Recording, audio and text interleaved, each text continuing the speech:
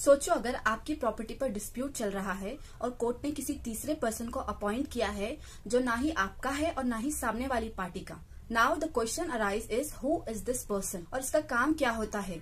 आज हम इसी टॉपिक को सिंप्लीफाई करेंगे। मेनली इस अपॉइंटेड पर्सन को रिसीवर कहते हैं। रिसीवर का कंसेप्ट सिविल प्रोसीजर कोड के तहत ऑर्डर 40 CPC में दिया गया है। तो सबसे पहले समझते हैं रिसीवर कौन होता है। जब किसी प्रॉपर्टी का केस चल रहा होता है और कोर्ट को लगता है कि प्रॉपर्टी का मिसयूज हो सकता है या उसकी वैल्यू गिर सकती है, तो कोर्ट एक न्यूट्रल पर्सन को अपॉइंट करती है जिसे हम कहते हैं receiver.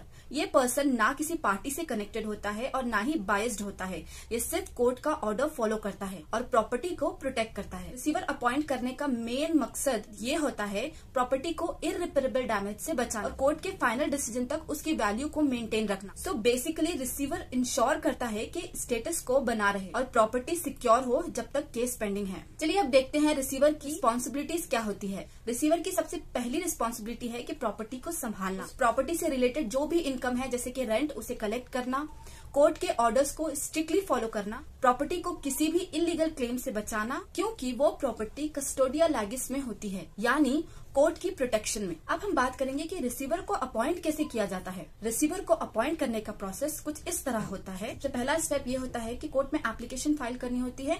Next step is receiver को सिक्योरिटी डिपॉजिट और पर्सनल बॉन्ड कोर्ट में जमा करना पड़ता है। रिसीवर को 1 हफ्ते के अंदर प्रॉपर्टी का इन्वेंट्री और रिपोर्ट सबमिट करनी होती है और कोर्ट रिसीवर को डायरेक्शन देती है कि इस प्रॉपर्टी से अर्न की गई इनकम का क्या किया जाएगा, लाइक इन्वेस्टमेंट या फिर उसी प्रॉपर्टी का मेंटेनेंस। अब हम बात करते हैं रिसीवर की पावर्स क्या क्या होती है। रिसीवर के पास कुछ खास पावर्स भी होती है जैसे कि रेंट कलेक्ट करना, प्रॉपर्टी से रिलेटेड लीगल एक्शंस लेना, जरूरत पड़ने पर कोर्ट से और भी पावर एक्वायर करना। अब हम बात करेंगे ड्यूटीज एंड रिस्पॉन्सिबिलिटीज क्या क्या होती है। रिसीवर को अपनी ड्यूटीज ऑनेस्टली और इंडिपेंडेंटली परफॉर्म करनी होती है। अगर वो गलती करता है, उससे नेग्लिजेंस होती है या कोर्ट के ऑर्डर्स नहीं मानता तो उसकी पर्सनल प्रॉपर्टी तक अटैच हो सकती है, जब्त हो सकती है। अब सवाल आता है क्या रिसीवर फ्री में काम करता है या फिर उसके लिए उसे फीस दी जाती है। उसकी रेम्यूनरेशन फिक्स होती है based on income from property. For example 1 lakh से ऊपर अगर प्रॉपर्टी है तो 0.5% और अगर कोर्ट ने कुछ डिसाइड नहीं किया तो रिसीवर एप्लीकेशन दे सकता है अपनी फीस के लिए।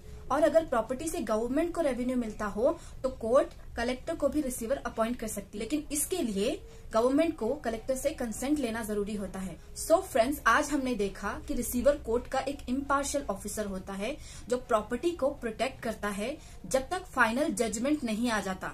ये कंसेप्ट जस्टिस और इक्विटी के प्रिंसिपल पर बेस्ड है ताकि किसी भी पार्टी का लीगल राइट कॉम्प्रोमाइज ना हो। So that's it for today and let me know in the comment section on which another topic you would like to see in my next video and don't forget to subscribe to be updated in the legal world.